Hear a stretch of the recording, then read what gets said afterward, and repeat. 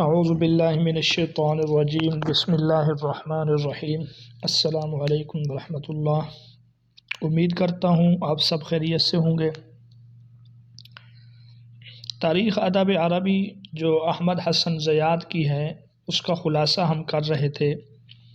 اس سے پہلے زمانہ جاہلیت کے متعلق ہم مکمل طور پہ پڑھ چکے ہیں۔ وہاں کے جو شعراء ہیں مشہور، ان کا تعارف بھی آپ کے سامنے گزر چکا ہے۔ آج تاریخ ادب عربی میں ہم آغاز اسلام کا زمانہ، بنو امیہ کی حکومت، اس کے متعلق کچھ چیزیں پڑھیں گے۔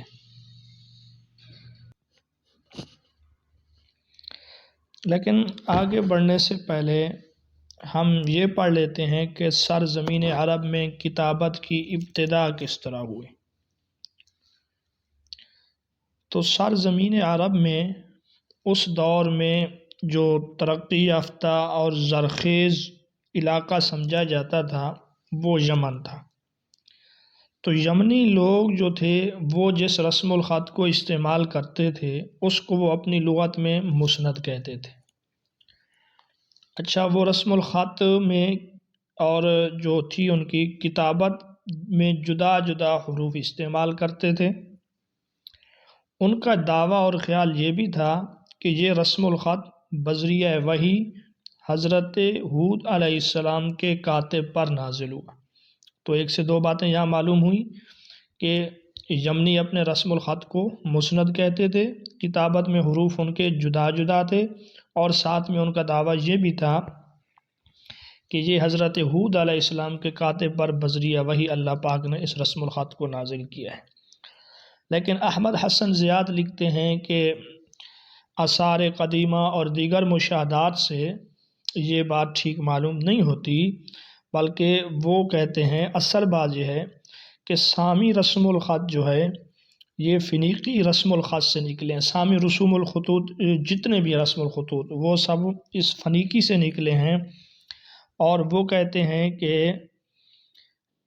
اسی طرح خط آرامی جو ہے وہ بھی اسی سے مشتق ہے، یعنی اسی فنیقی سے۔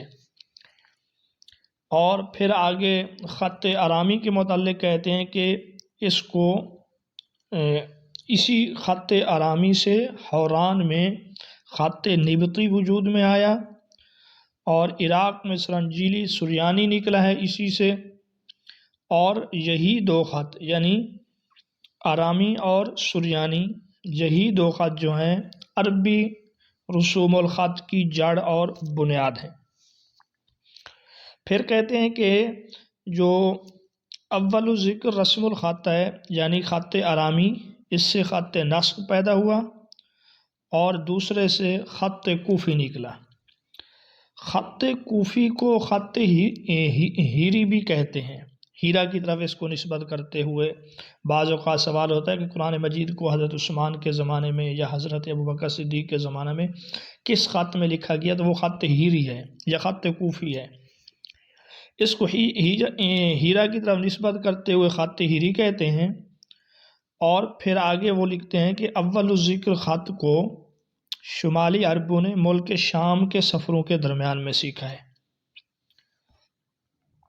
اور دوسرے کو انہوں نے کہاں سے سیکھا ہے، یعنی خط ہیری کو یا خط کوفی کو، تو انہوں نے انبار سے سیکھا ہے۔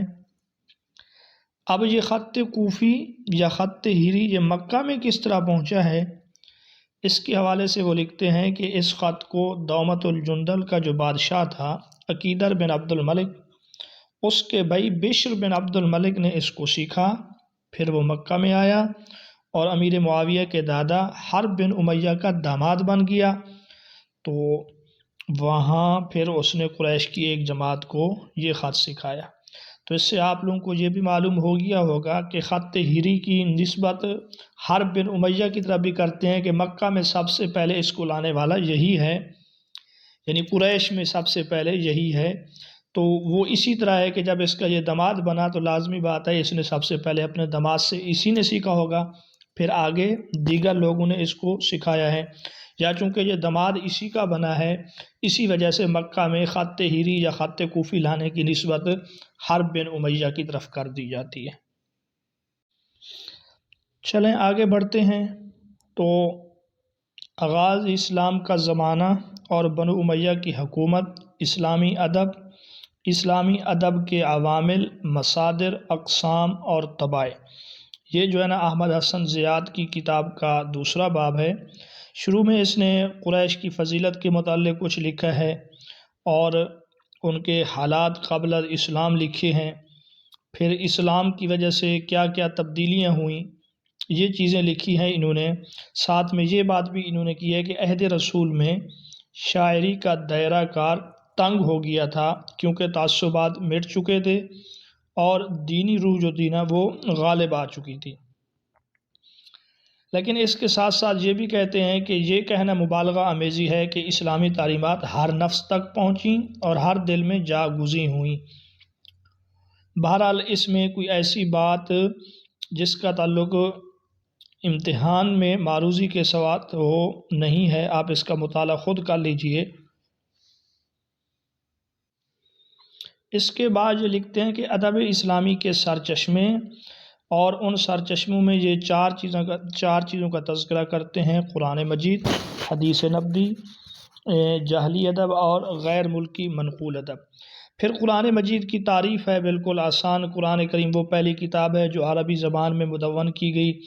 تاریخ ادب کے لیے اس کا مطالعہ انتہائی ضروری ہے۔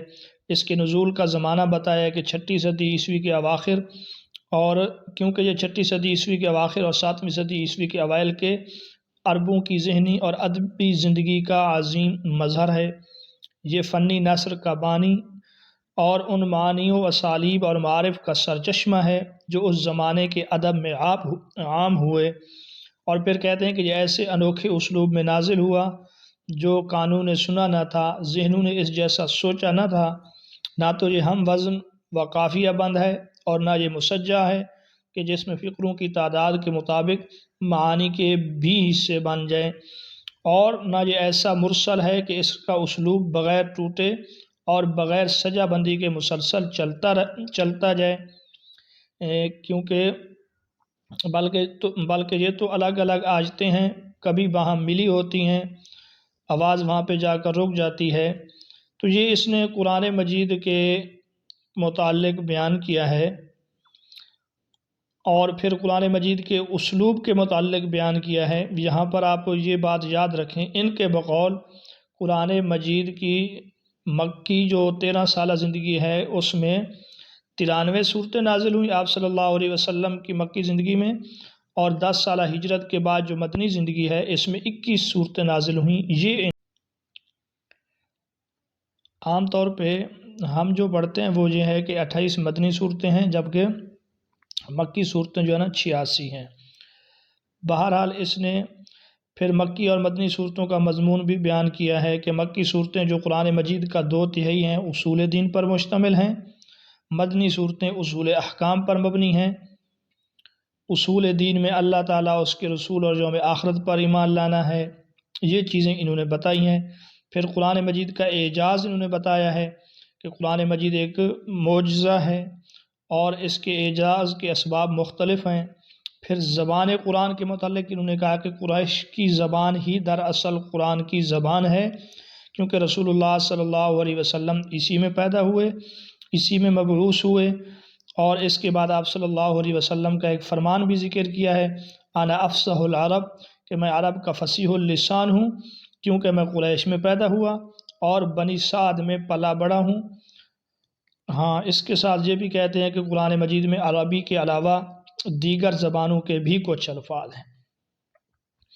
پھر اس کے بعد انہوں نے مقاصد و مضامین قرآن کا عنوان قائم کیا، اور اس کے بعد تاثیر قرآن کا عنوان قائم کیا ہے۔ قرآن مجید کی قرأتوں کے متعلق بھی انہوں نے کچھ ذکر کیا ہے، اور غیر مستند قرأتوں کا حوالہ دیتے ہوئے ساتھ میں یہ بھی کہا ہے کہ 7 مشہور قراء ہیں، جو قاری مشہور ہیں وہ 7 ہیں۔ پھر اس کے بعد انہوں نے قرآن مجید کی جمع و تدوین کے متعلق لکھا ہے۔ ایک بات یہاں پہ یہ بھی انہوں نے بتلائی کہ جنگ یمامہ میں 70 قراء شہید ہوئے، اور حضرت عمر رضی اللہ تعالی عنہ نے حضرت ابوبکر صدیق رضی اللہ تعالیٰ عنہ کو اس قرآن مجید کے جمع کرنے کے لیے تدوین کے لیے مشورہ دیا۔ حضرت عمر انہیں بار بار قائل کرتے رہے اور یہ کام حضرت زید بن ثابت رضی اللہ تعالیٰ عنہ کے ذمے لگایا گیا کہ وہ قرآن مجید کو جمع کریں۔ اور حضرت عثمان غنی رضی اللہ تعالیٰ عنہ کے زمانے کے متعلق یہ کہتے ہیں کہ لہجوں میں اختلاف کی طرح قراتوں میں بھی اختلاف شروع ہوا، اس وجہ سے حضرت عثمان غنی رضی اللہ تعالیٰ عنہ نے قرآن مجید کو دوبارہ لکھنے کا، جمع کرنے کا حکم دیا، اور ساتھ میں انہوں نے یہ بھی بتایا کہ حضرت عثمان غنی رضی اللہ تعالیٰ عنہ نے 7 نسخے اس کے تیار کیے۔ اس کے بعد وہ قرآن مجید کی کچھ آیتیں لکھ کے کہتے ہیں کہ نور قرآن کی ایک جھلک، اس میں مختلف آیتیں ہیں۔ دوسرے نمبر پہ جو ہمارے سامنے ہے حدیث نبوی۔ حدیث کے متعلق آپ لوگ جانتے ہیں، آپ صلی اللہ علیہ وسلم کے قول و فعل اور تقریر کو حدیث کہا جاتا ہے۔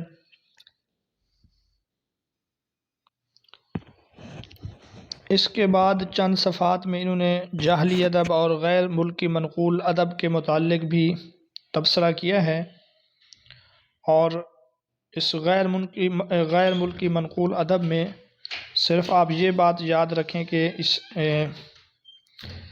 کہ جزیرہ عرب جو ہے یہ دنیا کی 2 بڑی تہذیبوں کے درمیان واقع ہے، اور وہ 2 بڑی تہذیبیں جو ہیں، ایک ہے مشرق میں فارسی تہذیب اور اس کے مغرب میں ہے رومی تہذیب۔ تو ان 2 تہذیبوں کے درمیان جزیرہ عرب واقع ہے۔ اس کے بعد وہ عنوان قائم کرتے ہیں ادب اسلامی کی قسمیں، پھر عہد رسالت میں شاعری ہے، یہ انشاءاللہ ہم آگے پڑھیں گے۔ اس میں ہم شعراء کا تعارف بھی کروائیں گے جو بنو امیہ کے دور کے مشہور شعراء ہیں، جیسے فرزدق ہے، جریر ہے، اختل ہے، اور ان کے کلام کا کچھ نہ کچھ نمونہ بھی پیش کریں گے، اور اس کے بعد انشاءاللہ ہم آگے عہد عباسی کو شروع کریں گے۔